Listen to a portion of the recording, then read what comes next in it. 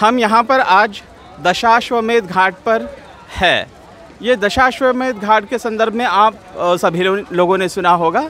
दशाश्वमेध घाट एक भारतीय संस्कृति में, भारतीय परंपरा में, पूजा पद्धतियों में एक पवित्र जगह हम मानते हैं। यह काशी विश्वनाथ के आसपास रहने वाला एक ये दशाश्वमेध घाट है।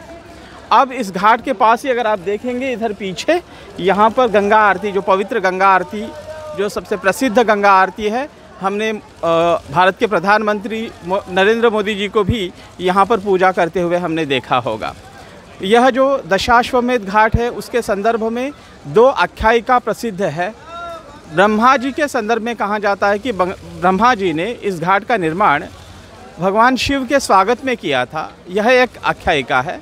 दूसरी आख्यायिका यह है कि यहाँ पर ब्रह्मा जी ने 10 अश्वमेध यज्ञ जो है उन्होंने यहाँ पर किए थे, और इन्हीं दो चीज़ों को ध्यान में रखते हुए इसे दशाश्वमेध घाट यह नाम इसका पड़ा हुआ है।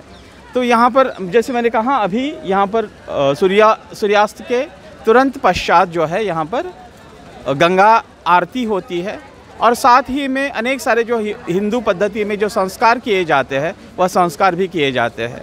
इस जो घाट है, इस घाट के बारे में जो आधुनिक समय में या मध्ययुगीन समय की जब भी हम बात करेंगे तो इसका हमें यह पता होगा कि भारत में इस्लामिक आक्रमण होने के बाद यहाँ की जो भी व्यवस्था थी, यहाँ के जो मंदिर थे, उन्हें तोड़ करके उनको नष्ट करने की कोशिशें हुई। तो 1748 में पेशवा बालाजी बाजीराव ने 1748 में इस घाट का पुनर्निर्माण किया था, और उसके पश्चात 1774 में 1774 में इसी घाट का दूसरी मराठी महारानी अहिल्याबाई होलकर ने इस घाट का पुनर्निर्माण किया था। इस घाट को लेकर के 2010 में भी एक घटना यहाँ पर घटी थी। यहाँ पर जो शीतला घाट है, शीतला माता मंदिर के आसपास जो घाट है, वहाँ पर बम विस्फोट हुआ था जिसमें अनेक सारे लोगों की जान गई थी। जो टेररिस्ट ऑर्गेनाइजेशन इंडियन मुजाहिदीन ने उसकी जिम्मेदारी ली थी। तो इस प्रकार की अनेक सारी घटनाएं इस घाट से जुड़ी हुई है, इस सारे परिसर जो है उससे जुड़ी हुई है। आज मेरे साथ मेरे दो मित्र भी नेपाल से आए हुए हैं। हमारे मध्य में मेरे साथ हेमराज जी है, उन्होंने तर्पण विधि की है। मैं हेमराज जी को बुलाता हूँ कि तर्पण विधि का महत्व क्या है और उन्होंने ये तर्पण विधि क्यों की, वो बताएंगे। हेलो, नमस्कार। मैं आज बनारस में तर्पण करने के लिए आया था जी। तर्पण मतलब हम अपने पूर्वजों का श्राद्ध के समय पे जी उनको तिलांजलि देते हैं। अच्छा।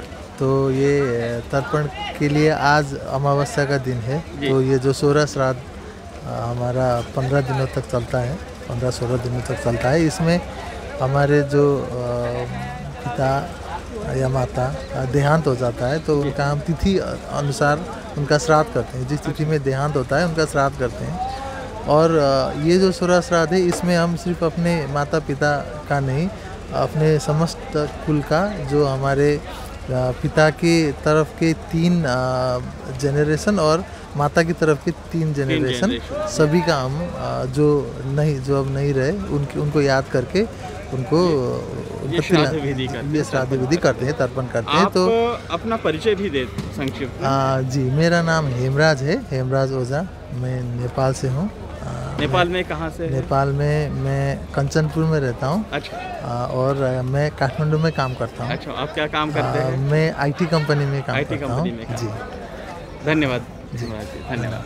अब मेरे दूसरे मित्र मेरे साथ यहाँ पर है संदीप जी। संदीप जी, आप आए, आपको यहाँ पर आकर कैसे लगा, ये आप हमको बताएं। यहाँ आके मुझे बहुत खुशी हुई रही है, और यहाँ बहुत बड़ी एक्सपीरियंस भी हो रही है। ये घाट पे बहुत ज़्यादा स्पिरिचुअल दिख रहा है और बहुत मन खुश हो रहा है यहाँ आके। ये आप पहली बार आया है यहाँ? हाँ, यहाँ पर पहली बार आया हूँ मैं। आप नेपाल से कहाँ से है? मैं नेपाल के इस साइड से हूँ और यहाँ पे पहली बार घूमने आया हूँ, और एक स्पिरिचुअल जर्नी भी है मेरे लिए ये सब। अच्छा, और क्या करते हैं आप नेपाल में, क्या करते हैं? मैं नेपाल में IT कंपनी में जॉब करता हूँ और अभी वहीं पे काम कर रहा हूँ, और छुट्टियों में यहाँ पे घूमने आया था।